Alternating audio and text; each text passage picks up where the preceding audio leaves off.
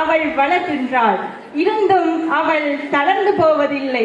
சர்வதேச மகளிர் தினம் என்பது பெண்களின் உரிமைகளை பெற்றுக் கொள்வதற்காகவும் பெண்களின் வாழ்க்கை போராட்டத்தினை வெளிக்கொணர்வதற்காகவும் உலக பெண்களை ஒருங்கிணைத்து பெண்கள் மீதான அடக்குமுறைகளை இந்த உலகுக்கு எடுத்துச் செல்வதற்காகவும் உருவாக்கப்பட்டது. பல பெண்கள் சிறையிடப்பட்டும் கொல்லப்பட்டும் துன்புறுத்தலுக்கு உள்ளாக்கப்பட்டும் போராடியதன் விளைவாகத்தான் பெண்களுக்கும் ஆண்களைப் போல பல உரிமைகள் கிடைத்தன.